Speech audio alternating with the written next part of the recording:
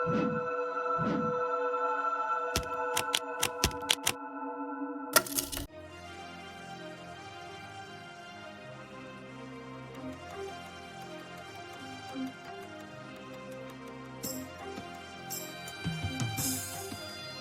Africa's transition from apartheid to democracy held out the promise of a better life for all. Yet just over 2 decades later, poverty abounds, the country's unemployment crisis is worsening, and inequality is leading to increasing incidents of social protests and violence. Resentment and disillusionment are palpable, and young people are agitating for change and justice. By all indications, the promise of a better life for all is being betrayed.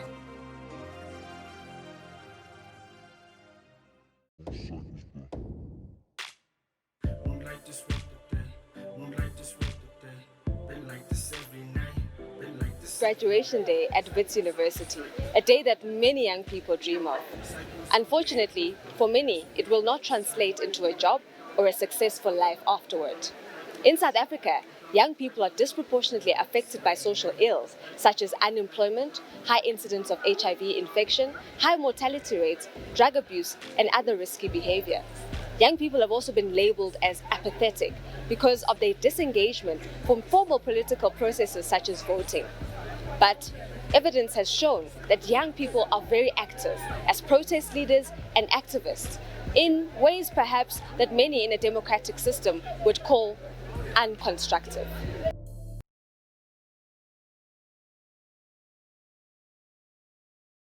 Mitigating risks to social and political stability, as well as combating social ills and violence in South African society, hinges on improving the prospects of all young people, particularly Black youth. Whilst we continue to promote investment in and empowering young girls, there is also a need to pay attention to mentorship of boys and young men who are vulnerable to becoming perpetrators of crime and violence. In 2011, the Center for the Study of Violence and Reconciliation, in association with the Society, Work and Politics Institute, released a report titled The Smoke That Calls.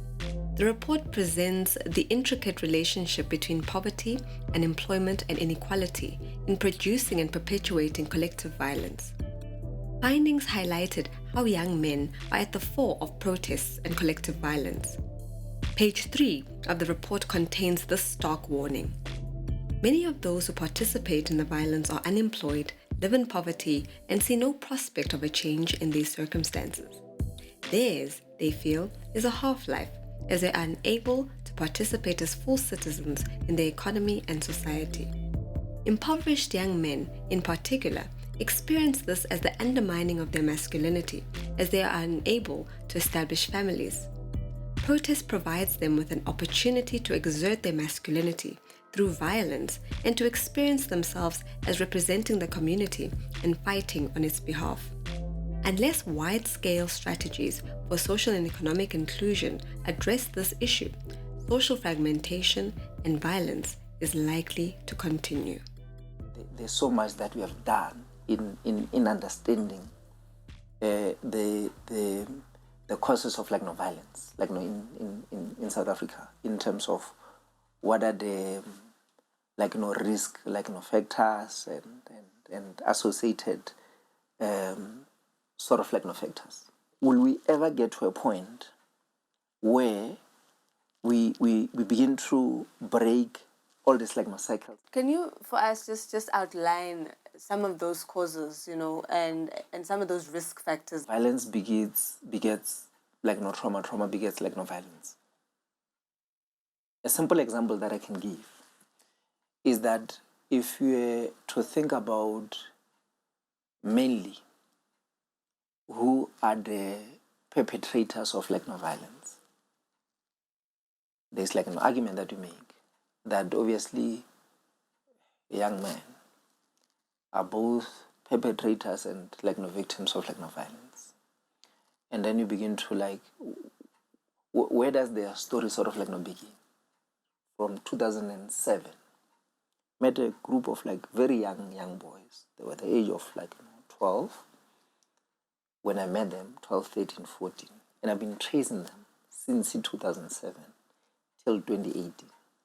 So they are now in their early, 30s.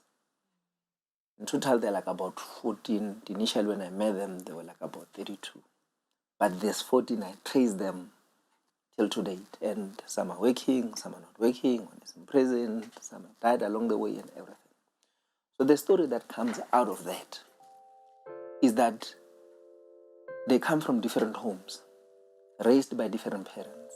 Parents who had their own lived experiences, and these parents were also raised, and their parents were also raised.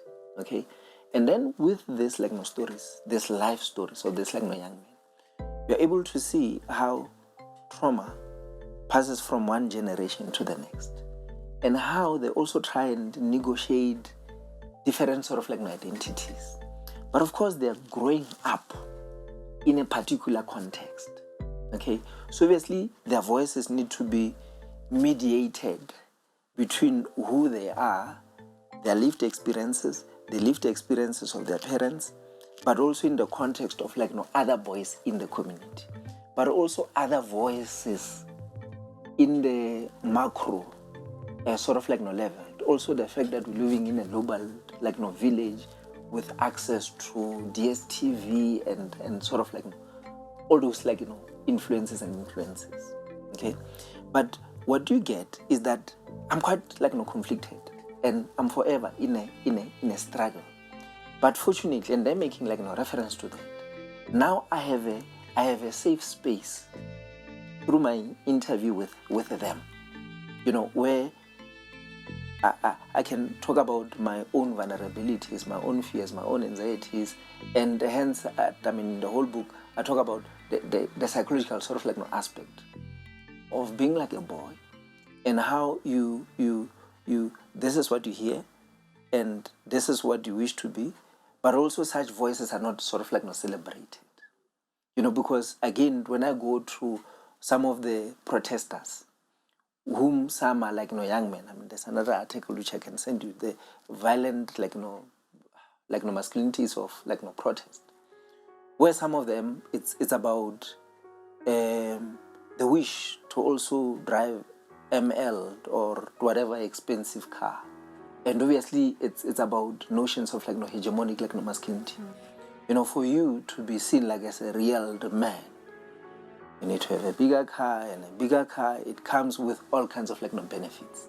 Okay, and they're able to see some of these benefits on how some of the older guys sort of live. So it's like, if you go to the Western Cape, around, are you part of the hard livings or not? Are you part of a gang or not? And what are the benefits? And then the way up, to say, I don't wish to be part of a gang member. But what is the dominant sort of script? And it's about how do you manage some of these tensions. You manage them through the expectation at home. You manage them through the expectation in your relationship with other boys, other girls, other women, other people. It's a struggle on its own. But then the conclusion that I reach is that if safe spaces are sort of created, and of course, obviously it's sort of not gendered. The analysis that I'm giving, the young men then are able to negotiate voices that are non-violent in nature, that are non-sexist in nature, and I have that evidence. Obviously it's a small sample, but then it gives a hope of some sort. Again, when you look at, which will be my last point, criminal sort of violence. I've argued far as 2008, when I was still at CSVR, I was doing a research, we were commissioned by the Minister of Safety and Security by then, I think it was Sidney Mufamadi, to say what are the causes of violent crime in South Africa. We went to the different prisons, Sun City, Paulsmoor, and a thick report, which I think is still available on the CSVR website. But the simple recommendation out of that thick report was that, which now I see it in some recent ANC policy conference, the investment around your early childhood sort of programs. And obviously, if you had to estimate how much will you pay for such programs in a year, it will not be more than 50 million. may sound a lot. But if now you take how much we sort of like spend in keeping people in prison, like of lately, I mean, it feels, it may sound politically incorrect, fashionable, to say life sentence and life sentence and life sentence and life sentence. But we never think about what are the costs of that, because all of us are saying, no, harsh prison sentences, as if that is a panacea, and it is not, because keeping one inmate, per day, how much do you spend? It's between 300 to 500, rand per day. So if this person is sentenced for 100 years, and they can only qualify for parole after 25 years, on this one person,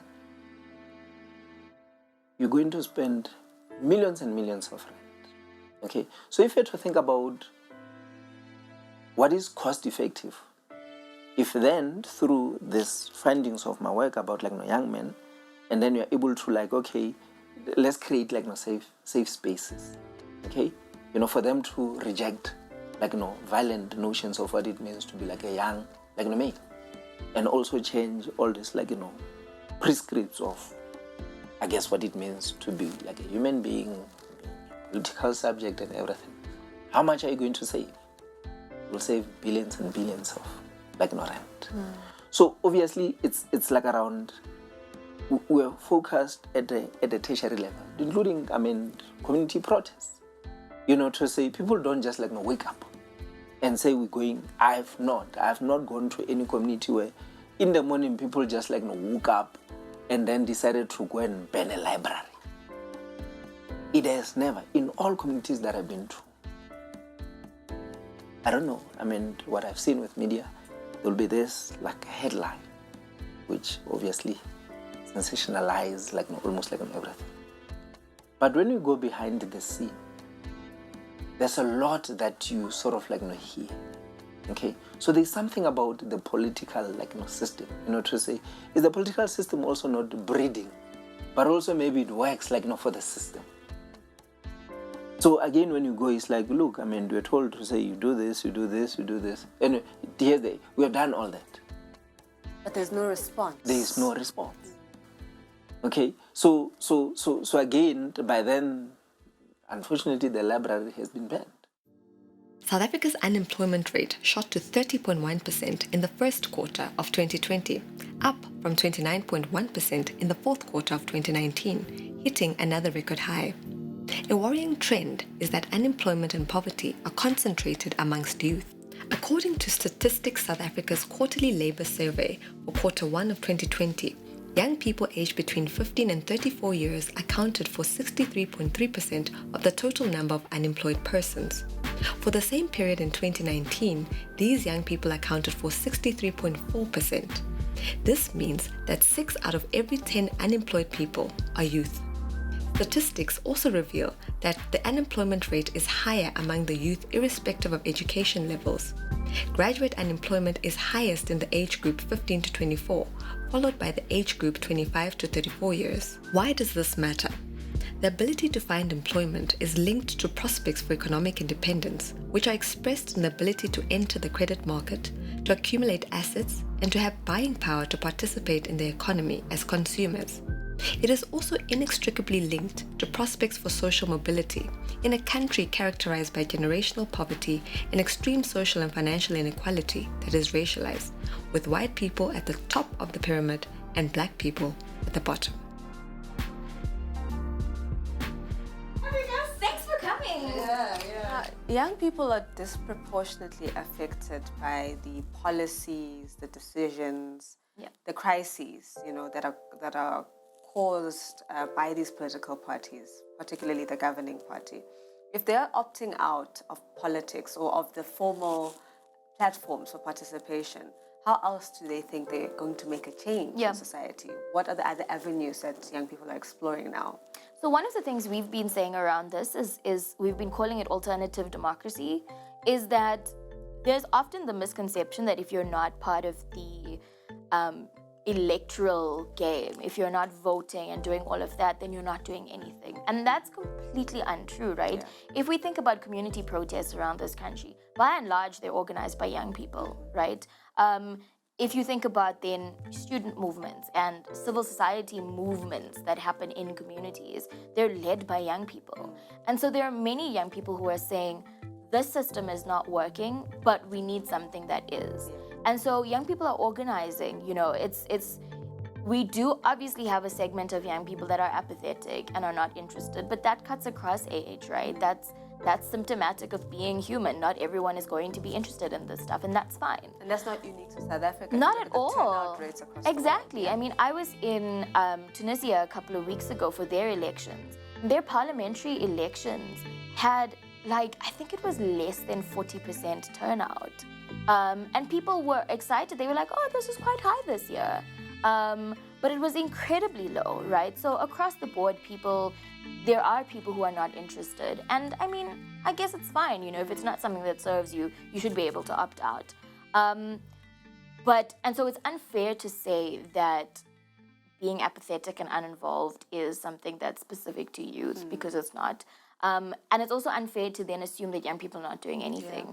So there are lots of community movements that happen. We see it across the country of young people just coming together, even if it is to just talk about what goes on in their communities, because they don't have the resources to do anything. But they're organizing, and they're finding ways to figure out how democracy should work for them. And that's the kind of democracy that we're seeing, right? Is one that understands that parties don't serve everybody. And that maybe it's about strengthening citizen power and citizen capacity to be able to actually get any kind of change. So do you think that kind of political agency that we're seeing at these grassroots levels amongst young people is going to at some point begin to shift and move the formal politics that we see? Is it going to shift how parliament works, how the electoral system works? Will it begin to gain traction? I want to believe it does. I think that's the optimist in me, is believing that. I mean, if we look at our voter turnout this year, especially the young people, right? The amount of young people that didn't vote, if all of them voted for one party, that party would have been a top 3 party, right? The numbers are that high. I think it was something like 9 million, right? And so there's massive convening power, there's massive mobilizing power, and just sheer numbers that young people have. The problem is that young people can be as aware and organized about it as they want. If the system doesn't respond to that organizing, then it doesn't matter. And so if people don't turn out to vote, the fact that, the IEC and parties noted the low voter turnout for this election, but it didn't translate into anything, tells you that all they'll do is it's kind of a footnote in, their big election narrative. Yes, yeah. That, by the way, lots of young people didn't vote. But anyway, look how many new parties came into parliament, right? And so it has to be a two-way process where you have to be able to have a system that's responsive to citizens organizing. And we don't, right? The response that our system has is violence. The fact that you still have Fees Must Fall activists in jail should tell you that even if young people are organized, even if they are informed, even if they know what they're doing, the system will not accept their work. And so I think there has to be probably a little bit of instability at some point where young people become large enough and angry enough to say we're actually properly rejecting these systems, and for systems to collapse in order for something to happen, because I don't think that we have the kind of leadership in this country that sees that we have a crisis looming and actually is interested in doing anything about it. Now, let's zoom in a bit into the Fees Must Fall. What are the learnings from Fees Must Fall, despite some of the downsides and shortfalls that you've just spoken about? The violence against the activists, etc. But what are some of the successes that we can see from this movement that are portentous of something positive in the future that you speak about? I think the biggest thing for Fees Must Fall for me was the organizing ability, right? And the ability to mobilize hundreds of thousands of students across the country without, clear leadership, without any kind of formal structure. But people were able to shut down every single university, right? And I think that speaks to this idea. I mean, we're constantly compared to the 76 generation, which is a whole other conversation on its own. But if we're going to be compared, right, I think fees must fall outdid the 76 generation during that protest, right? The ability of students to remain disciplined. I mean, of course there were incidents, but that's obviously going to happen. That's the nature of protest. You always get outliers. Of course. And also, if you're met with violence, not everyone is just going to respond by saying, okay, cool, please beat us. It's okay, we're not going to do anything. Like, it makes sense for people to respond to violence, right? But not everybody subscribes to passive resistance. Absolutely. And not everyone should. So it's fine. Like, it happens. But I think Fees Must Fall showed us that if young people want to, they can. And there are those struggles that unite us universally, that can make people put aside political affiliations, even if it's just aesthetically, right? Because we know that Fees Must Fall had very hectic partisan divisions. But the PR behind it said, you know, this is a leaderless movement and we're not affiliated. And people can actually sustain movements, right? So, I mean, people talk about protest fatigue, and I don't think we have that in this country. Fees Must Fall showed us that people could go for weeks at a time saying we're not stopping until we're taken seriously. And I think those are key takeaways for us, especially as young people who are constantly painted as, you know, you guys don't want to get involved, you only want your cell phones and your technology and all of that. Fees Must Fall showed us that people could use all of that technology for a reason, and that young people are not just these mindless zombies that don't know what they want and don't have anything to say about what goes on in the country. And of course, we've had movements outside of that, but I think Fees Must Fall kind of spotlighted that a bit more. To what extent do you think access to technology and data actually enhance political agency within that movement? Massively. I mean, when I think about like our, you know, in my times, when we were at university and, you know, Twitter wasn't a thing back then. People didn't use social media to mobilize and galvanize the way they do now. And I think about the kinds of like struggles that we fought on campuses back then and how much more effective it would have been if we just used Twitter the way activists today use it. And so as much as, you know, people talk about the downsides of social media and whatever, I'm not interested in that conversation. We saw people could mobilize thousands of students based on one poster circulating on Twitter. You know, you had people organizing through WhatsApp groups.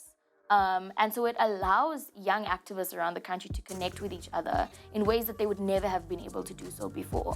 I know specifically with Fees Must Fall, there were select kind of the students that were at the forefront of the protests from different universities all had one WhatsApp group.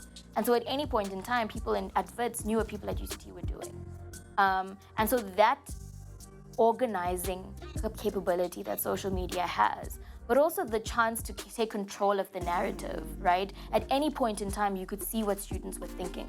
You could see what the developments were. You could track it. No one could say this happened and it would be a lie because there was evidence all the time. Students documented Fees Must Fall. There were pictures, there were videos, there were interviews. And so technology helps lend credibility to young movements in ways that I don't think has ever been done before. And also assists, I suppose, combating disinformation about the movement. Absolutely. I mean, a typical example was when Adam Habib was talking about Fees Must Fall, and he said it was a small gathering of about 300 students. And then there was a picture that stretched from the entrance of WITS right until the kind of WITS bus stop. And if anyone knows WITS, you know that that's not 300, that's more like 3,000.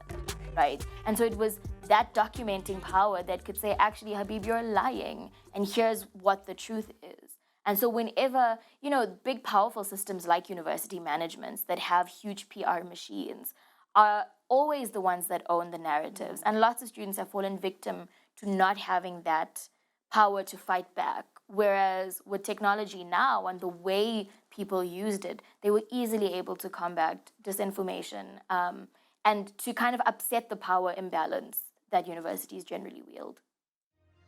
There is a link between the experience of unemployment and the feeling of hopelessness and of being betrayed by politicians and failed by the political system and society.